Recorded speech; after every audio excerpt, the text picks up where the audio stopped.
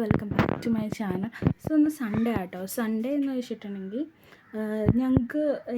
ഞാൻ തന്നെ കൊടുത്തേക്കുന്ന ഒരു ലീവായിട്ടുള്ളൊരു ദിവസമാണ്. ലീവായിട്ടെന്ന് വെച്ചിട്ടുണ്ടെങ്കിൽ ഉച്ച വരെ ലീവ് അങ്ങനെ കൊടുത്തേക്കുന്ന ഒരു ദിവസമാണ് ഇന്ന്. എല്ലാ ആഴ്ചയും അങ്ങനെയാണ്. എല്ലാ ആഴ്ചത്തെയും ടാർഗറ്റ് കംപ്ലീറ്റ് ചെയ്ത് കഴിഞ്ഞാൽ എന്നുള്ള ഒരു റുട്ടീനിന് ഒരു ലീവ് പോലെ, ചിലപ്പോൾ ഒരു റിവാർഡ് പോലെ അന്നത്തെ ദിവസം എന്തെങ്കിലും മൂവീസ് വാച്ച് ചെയ്യാൻ കൊടുക്കും. ആ ആഴ്ചത്തെ ടാർഗറ്റ് കംപ്ലീറ്റ് ചെയ്തിട്ടുണ്ടെങ്കിൽ, അല്ലെങ്കിൽ ഇഷ്ടമുള്ള എന്തെങ്കിലും കാര്യം ചിലപ്പോൾ കുറച്ചും കൂടി നേരം കിടന്നുറങ്ങാൻ വേണ്ടിയിട്ടൊക്കെ സൺഡേ യൂസ് ചെയ്യും കേട്ടോ. സോ ഒന്ന് സൺഡേ എന്ന് വെച്ചിട്ടുണ്ടെങ്കിൽ ഒരു ലീവായിട്ടുള്ള ഹാഫ് ഡേ ലീവ് പോലെയാണ് ഞാൻ എനിക്ക് വേണ്ടി കൊടുത്തേക്കുന്നത്. ആൻഡ് ഈ വ്ളോഗ് ഞാൻ സൺഡേ ഷൂട്ട് ചെയ്തതാണെങ്കിലും ഞാൻ വോയിസ് ഓവർ കൊടുക്കുന്നത് ഇന്ന് വെനസ്ഡേ ആട്ടോ. അതെന്താണെന്ന് വെച്ചാൽ എല്ലാം ഒരു ദിവസം ചെയ്യാൻ സമയം കിട്ടില്ല നമുക്ക്. അത് കാരണമാണ് വോയിസ് ഓവർ പിന്നെ കൊടുക്കുന്നത്. സോ ആദ്യം തന്നെ ഞാൻ എടുത്തേക്കുന്നതെന്ന് വെച്ചാൽ, ഞാൻ ഉച്ച കഴിഞ്ഞിട്ടാണ് കേട്ടോ പഠിക്കാനിരുന്നത്. ഞാൻ രാവിലെ ഹൗസ് ഓഫ് ഡ്രാഗണിൻ്റെ ഒരു എപ്പിസോഡ് കണ്ട്. സോ അതാണ് എനിക്ക് കൊടുത്ത റിവാർഡ്. എനിക്കിഷ്ടമാണ് അത് കാണാൻ വേണ്ടിയിട്ട്. അത് കണ്ടിട്ടാണ് ഞാൻ പഠിക്കാനിരുന്നത്. അങ്ങനെ ഒരു ഉച്ച സമയമൊക്കെ ആയി പഠിക്കാനിരുന്ന ആയപ്പോൾ ഞാൻ എടുത്തത് എന്താണെന്ന് വെച്ചാൽ, വിഷൻ്റെ മന്ത്ലി മാഗസിൻ വന്നിട്ടുണ്ടായി ജൂണിലാണ്. വൈകിയാണ് വന്നത്. സാധാരണ ഒരു മാസം പാതി 15-ാം തീയതിയൊക്കെ ആകുമ്പോൾ എത്തുന്നതായിരിക്കും. ചിലപ്പോൾ പ്രിലിംസൊക്കെ ആയതുകൊണ്ടായിരിക്കും വൈകി വന്നിരിക്കുന്നത്, ഒരുപാട് വൈകിയാണ് വന്നിരിക്കുന്നത്. അപ്പോൾ മന്ത്ലി മാഗസിൻ കുറച്ച് വായിച്ചു. പൊളിറ്റിയിലെ പോർഷൻസ് കവർ ചെയ്തിട്ടുണ്ടായിരുന്നു. പൊളിറ്റിയിൽ കൊളീഷൻ ഗവൺമെൻറ്റിനെ കുറിച്ച് പറഞ്ഞിട്ടുണ്ട്, എമർജൻസിനെ കുറിച്ചിട്ട് പറഞ്ഞിട്ടുണ്ട് അവർ.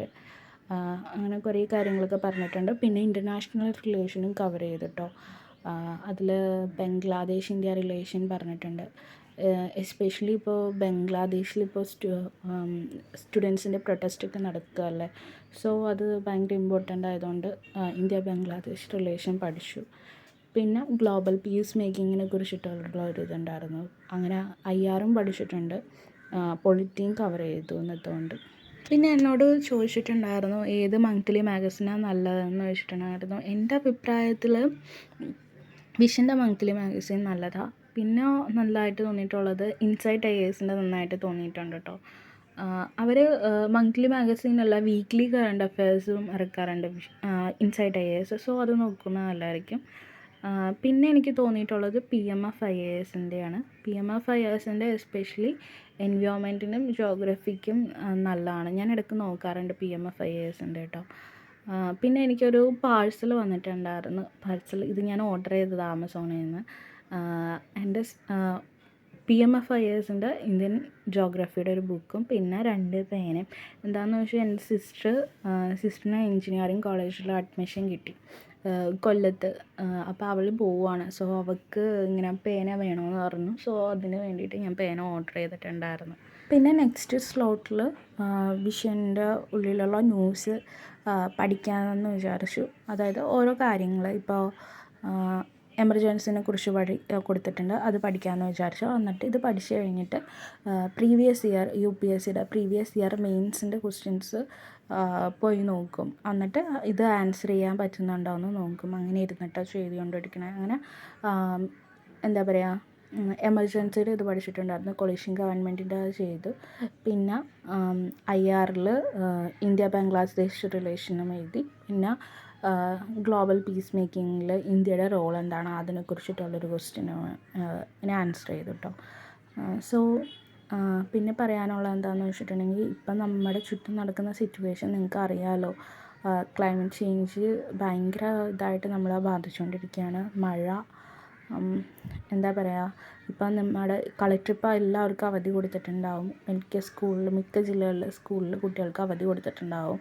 സോ നിങ്ങൾക്ക് അവധി കിട്ടിയിട്ടുണ്ടെങ്കിൽ അത് ആഘോഷിക്കാനുള്ളതല്ല, നിങ്ങൾ വീട്ടിൽ തന്നെ ഇരിക്കുക. അല്ലാതെ ഇപ്പോൾ പുഴയിലോ കുളത്തിലോ പോയി ചാടാൻ നിൽക്കരുത്. നീന്തൽ അറിയാമെങ്കിൽ നിങ്ങൾ പോയി ചാടല്ലേ അതിലോട്ട്. നിങ്ങൾ വീട്ടിലിരിക്കൂ. നിങ്ങളുടെ ഇപ്പം വീട്ടിൽ കുട്ടികളുണ്ടെങ്കിൽ നിങ്ങൾ അവരെ വഴക്ക് പറഞ്ഞിട്ടായാലും ശരി വീട്ടിൽ തന്നെ ഇരുത്തണം കേട്ടോ. കാരണം നഷ്ടപ്പെടുന്നതിനേക്കാളും നല്ലതായിരിക്കും നമ്മൾ നഷ്ടപ്പെടാതിരിക്കാൻ വേണ്ടിയുള്ള പ്രിക്കോഷൻസൊക്കെ എടുക്കുന്നത്.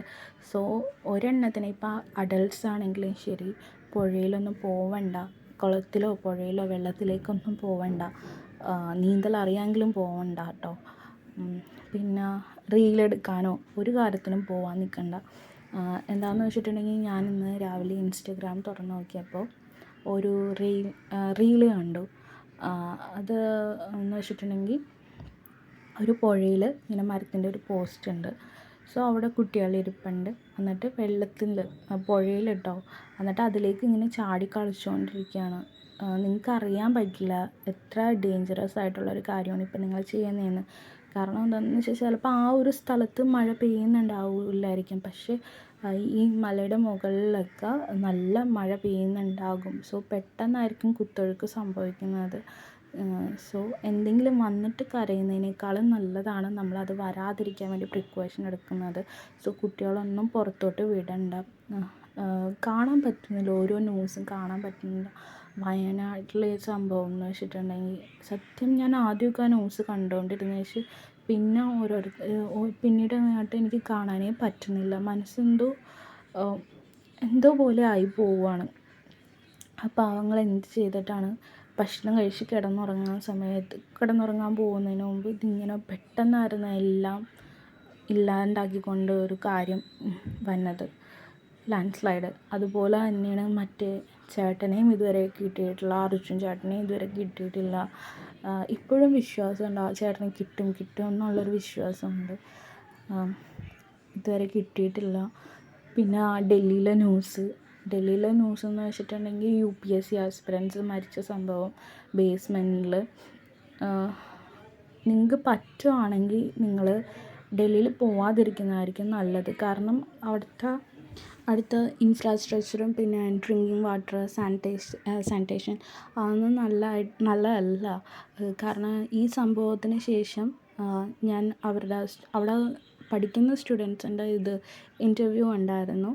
അപ്പം അതിലവർ പറയുന്നുണ്ട്, ഞങ്ങൾ താമസിക്കുന്നത് എന്താണെന്ന് വെച്ചാൽ 18 രൂപ റെൻറ്റ് കൊടുത്തിട്ട് താമസിക്കുന്നതെന്ന് വെച്ചാൽ ചെറിയൊരു ഇടുങ്ങിയ മുറിയൊക്കെ ആയിരിക്കും ചിലപ്പോൾ നമുക്ക് കിട്ടുന്നത്. അവിടെ അങ്ങ് താമസിക്കുന്നത്, അവിടെ മര്യാദക്ക് വെള്ളം കിട്ടുന്നില്ല.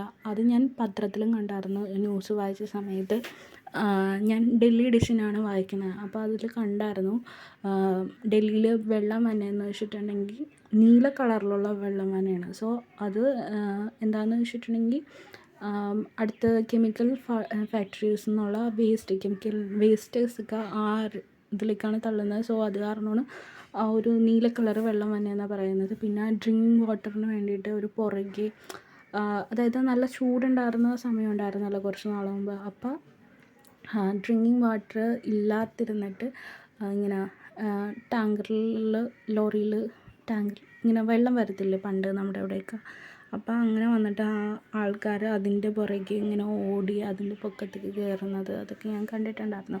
സോ മര്യാദക്ക് നമുക്ക് ഡ്രിങ്കിങ് വാട്ടർ ഇല്ല. പിന്നെ നമ്മൾ ഡൽഹിയിൽ ഈ UPSCയുടെ ഏരിയ എന്ന് വെച്ചാൽ മറ്റേ കരോൾ ബാഗ്, മുഖർജി നഗർ ആ ഒരു ഏരിയയൊക്കെയാണ്.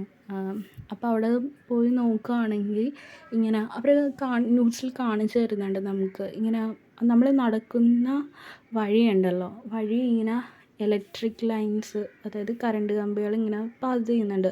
സോ ഈ കറണ്ട് കമ്പികൾ ഇങ്ങനെ ഭയങ്കര കട്ട കുത്തിയാണ് ഇങ്ങനെ റോഡിന് ചുറ്റും ഇങ്ങനെ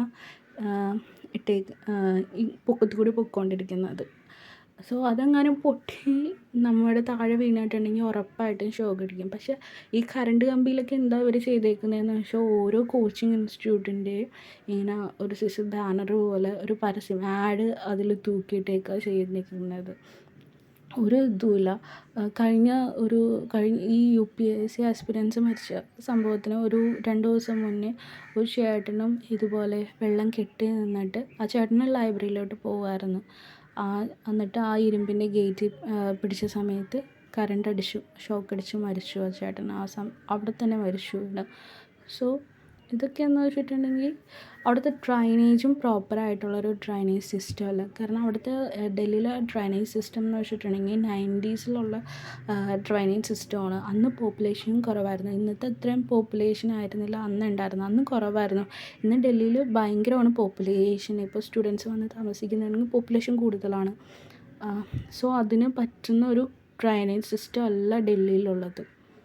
അതുപോലെ തന്നെ കോച്ചിങ് ഇൻസ്റ്റിറ്റ്യൂട്ട് 90% ഇപ്പോൾ കോച്ചിങ് ഇൻസ്റ്റിറ്റ്യൂട്ടിൻ്റെയും ലൈബ്രറീസ് ഉള്ളത് ബേസ്മെൻറ്റിലാണ്. ബേസ്മെൻറ്റിൽ എന്ന് വെച്ചിട്ടുണ്ടെങ്കിൽ ഇല്ലീഗലായിട്ട് പ്രവർത്തിക്കുന്നത്. അത് ബേസ്മെൻറ്റിൽ ലൈബ്രറി ഫെസിലിറ്റി ഒരിക്കലും കൊടുക്കാൻ പാടില്ല എന്നുണ്ട്. ബേസ്മെൻറ്റ് എന്തെന്നാണ് ഉള്ളത്, നമ്മൾ കുറച്ച് സാധനങ്ങൾ വെക്കാൻ വേണ്ടിയിട്ടാണ് ബേസ്മെൻറ്റ്സ് ഉള്ളത്. സോ ആ ഒരു ബേസ്മെൻറ്റിലാണ് ഇവർ ലൈബ്രറി പ്രവർത്തിക്കുന്നത്. ഇപ്പോൾ റൗസ് IASൻ്റെയിലാണ് അവർ ആ കുട്ടികളുടെ മരണം സംഭവിച്ചത്. പക്ഷേ ഇതുപോലെ തന്നെ ഇതിപ്പോൾ ബാക്കിയുള്ള ഇൻസ്റ്റിറ്റ്യൂട്ടിൻ്റെ ആയാലും എല്ലാ ഇൻസ്റ്റിറ്റ്യൂട്ടിൻ്റെയും ഇൻസ്റ്റിറ്റ്യൂട്ടിൻ്റെ ഇപ്പോൾ പേര് നമുക്ക് ഫേമസ് ആയ ഇൻസ്റ്റിറ്റ്യൂട്ടിൻ്റെ ലൈബ്രറീസും ബേസ്മെൻറ്റിലാണ്. പിന്നെ നമ്മൾ കേൾക്കാത്ത കുറേ ഇൻസ്റ്റിറ്റ്യൂട്ടുകളിലൊക്കെ ഉണ്ടായിരുന്നു അവിടെ, അതിൻ്റെയും ലൈബ്രറീസ് എല്ലാം ബേസ്മെൻറ്റിലാണ് പ്രവർത്തിക്കുന്നത്. സോ വെള്ളം ആ കുട്ടികൾ അവിടെ പെട്ടുപോയതാണ്. നമ്മൾ അതിൽ ഒരു പറയുന്നത് കേൾക്കണം. അവർ പാരൻസിനോട് എന്താ പറയുക, അവരുടെ കുട്ടി പഠിച്ചുകൊണ്ടിരുന്നപ്പോൾ മരിച്ചു പോയെന്നോ, അതാണോ കാരണം നമ്മൾ പറയുക. സോ ഇറ്റ്സ് റിയലി സാഡ് അവിടെ പറ്റിയത്. സോ നിങ്ങൾക്ക് പറ്റുവാണെങ്കിൽ ഡൽഹിയിലേക്ക് പോവാതിരിക്കുന്നതായിരിക്കും നല്ലത്. അല്ലെങ്കിൽ നിങ്ങൾ ഫൗണ്ടേഷൻ കോച്ചിങ് അവിടെ പോയി ചെയ്തിട്ട് നിങ്ങൾ തിരിച്ച് നിങ്ങളുടെ വീട്ടിലേക്ക് വരൂ. എന്തിനാണ് നിങ്ങളുടെ ഫുൾ അറ്റംപ്റ്റ്, ചില 6 അറ്റംപ്റ്റിനും അവിടെ തന്നെ നിൽക്കുന്നവരുണ്ട്. എന്തിനാണ് അങ്ങനെ ചെയ്യുന്നത്? ഫൗണ്ടേഷൻ കോഴ്സ് തീർന്നു കഴിഞ്ഞിട്ടുണ്ടെങ്കിൽ നിങ്ങൾ തിരിച്ച് നിങ്ങളുടെ വീട്ടിലേക്ക് പോരൂ. നിങ്ങൾക്കൊരു വൈഫൈ ഉണ്ടെങ്കിൽ, ഇപ്പോൾ നമ്മൾ പണ്ടത്തെ പോലെയൊന്നും അല്ല. പണ്ടെന്ന് വെച്ചിട്ടുണ്ടെങ്കിൽ ഡൽഹിയിൽ പോയി പഠിക്കണമായിരുന്നു. കാരണം മെറ്റീരിയൽസും എല്ലാം അവിടെ ആയിരിക്കും കുറച്ച് അവൈലബിൾ ആയിട്ടുണ്ട്. പക്ഷേ ഇപ്പോൾ എന്ന് വെച്ചിട്ടുണ്ടെങ്കിൽ നമ്മുടെ സോഷ്യൽ മീഡിയ അത്രയും വളർന്നു കഴിഞ്ഞാൽ നമുക്ക് എല്ലാ ക്ലാസ്സും യൂട്യൂബിൽ കാണാം. പിന്നെ മെറ്റീരിയൽസ് വല്ലതും വേണമെങ്കിൽ നമുക്ക് ഓൺലൈൻ ഫ്ലിപ്കാർട്ട്, ആമസോൺ അതിലൊക്കെ കൂടിയൊക്കെ ഓർഡർ ചെയ്ത് വരുത്താം. അല്ലെങ്കിൽ അവൈലബിൾ ആയിരിക്കും വെബ്സൈറ്റിൽ. ചിലപ്പോൾ നമുക്കത് പ്രിൻ്റ് ഔട്ട് എടുത്താലും മതിയാവും. അല്ലാതെ വെറുതെ എന്തിനാണ് നമ്മൾ നമ്മുടെ കയ്യിലുള്ള കാശും കൊടുത്തിട്ട്, അത് അവിടെ കൊടുക്കേണ്ടത് ഓരോ ഇൻസ്റ്റിറ്റ്യൂട്ടിനും 2 ലക്ഷം, 1 ലക്ഷം, 1.5 ലക്ഷമൊക്കെയാണ് ഓരോ ഇൻസ്റ്റിറ്റ്യൂട്ടിൻ്റെ ഫീസ്. പിന്നെ ലൈബ്രറീസിന് ഫീസ് ഉണ്ട്, പിന്നെ റൂം റെൻ്റ് ഉണ്ട്, 10-18 ഒക്കെ അവിടെ റെൻ്റ് വരും. ഇതൊക്കെ കൊടുത്തിട്ട് നമുക്ക് ഇങ്ങനെയൊക്കെയാണ് നമുക്ക് കിട്ടുന്നതെങ്കിൽ പിന്നെ എന്തിനാണ് നമ്മൾ അവിടെ പോയി ജീവിക്കുന്നത്? അതിനേക്കാളും നല്ലതല്ലേ നമ്മുടെ വീട്ടിലിരുന്ന് പ്രിപ്പയർ ചെയ്യുന്നത്. അറ്റ്ലീസ്റ്റ് നമുക്ക് 3 നേരം നല്ല ഭക്ഷണം കിട്ടും, നമ്മൾ വീട്ടിലുണ്ടാക്കുന്ന ഭക്ഷണം കിട്ടും.